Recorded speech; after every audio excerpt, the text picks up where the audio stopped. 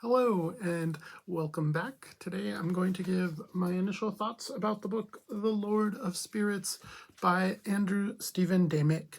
He is an Orthodox priest, and this book is based off of a podcast that he hosts alongside Stephen DeYoung, who is another Orthodox priest.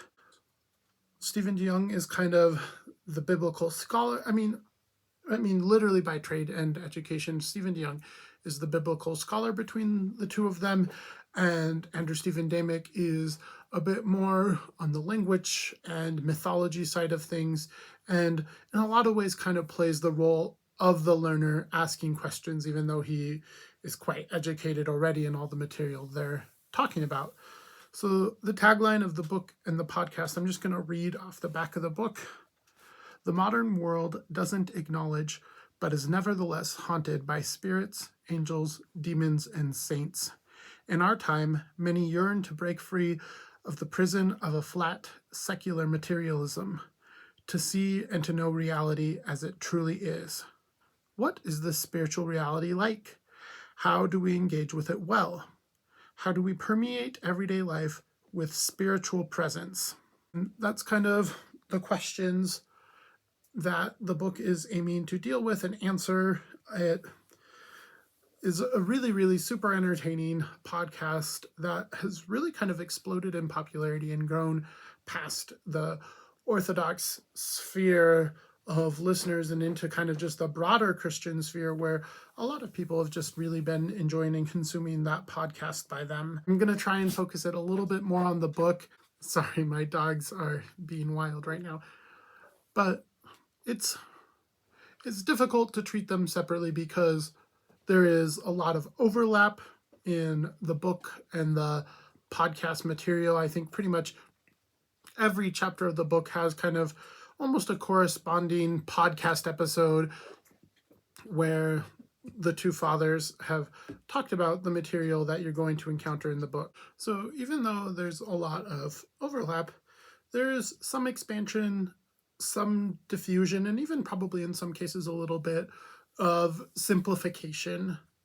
I think it's, as someone who really enjoys the podcast, it was enjoyable to kind of retread a lot of familiar topics and have them broken down in a much more kind of almost like bullet point way. This book is written very much in kind of almost a very ordered essay-like format. I've read a couple other of Father Andrew's books, and a lot of them are, he's a good writer. This isn't meant as an insult, but they're kind of written very similar to like a college essay where everything is like very organized and ordered, and so ideas are kind of presented in a way that isn't surprising and you're kind of expecting and seeing point by point.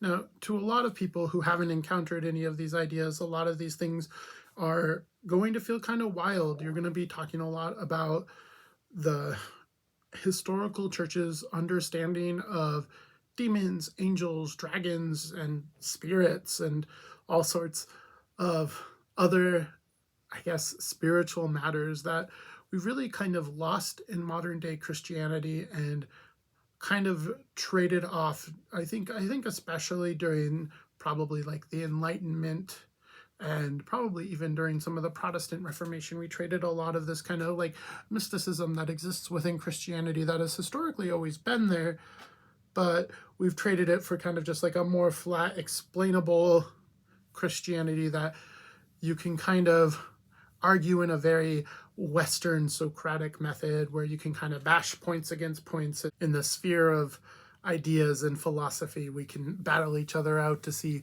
whose points are the most intellectually engaging. And that's just very opposite to how a lot of Orthodox Christianity kind of approaches how we should lead our Christian life. It's a lot more in the practical realm, a lot more in the mystical realm, and kind of tries to synthesize intellectualism with practical experience in ways that just feel a lot more naturally melded together. And I think at times, at least for myself, in some other outworkings of Christianity, I felt like these kind of different parts of my life were siloed into different cells that couldn't touch each other. I had kind of my spiritual self that couldn't touch my intellectual self, that couldn't touch the artistic self, etc., etc. And everything kind of had to have its own spot,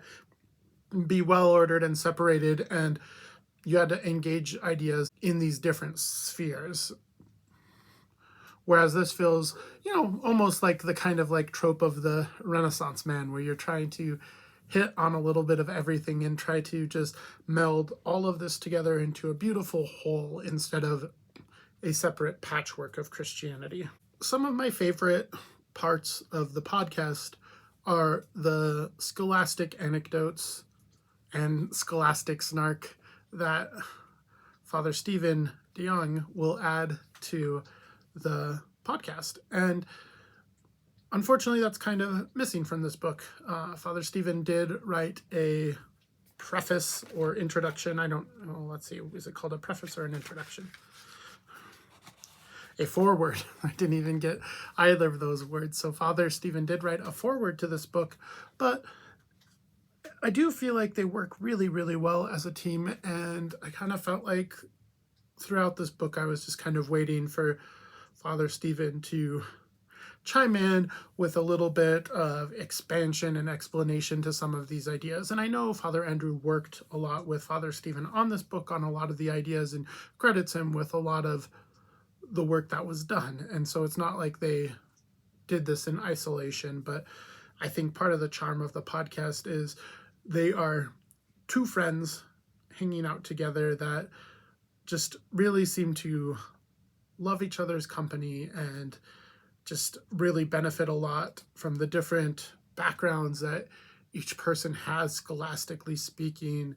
And I really missed the camaraderie that you get from the podcast. So if you had to only choose one, I would say definitely go with just the podcast. The podcast is free. However, the podcast is pretty rambly and long, and sometimes, especially in their earlier episodes, it kind of just was like these weird little bullet points that didn't seem all that interconnected. I think that changed over time.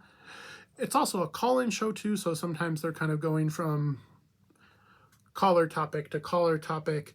And so the book is a lot more organized into a clear representation of the material. And it's also pretty short.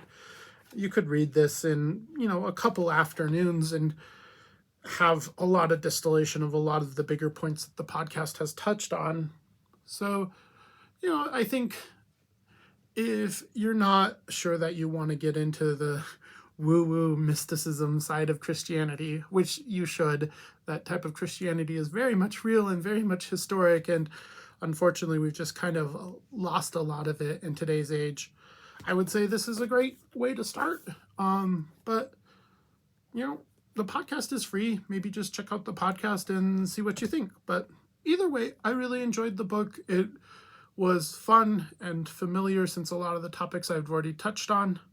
So yeah, I definitely recommend it if this is a realm you're interested in. If you are more of just like a kind of like traditional Protestant Christian that thinks all of this sounds really crazy, I really would encourage you to give a little bit of time and look at some of the Christian mysticism from a historic perspective and maybe try to just like expand your understanding, because I think unfortunately this is going to kind of get on a bit of a rabbit trail, but I think unfortunately in a lot of Protestant Christianity, we've kind of traded this full formed outworking of Christianity for this weird dualistic form of Christianity where we've infused a lot of Greek Gnosticism into the Christianity.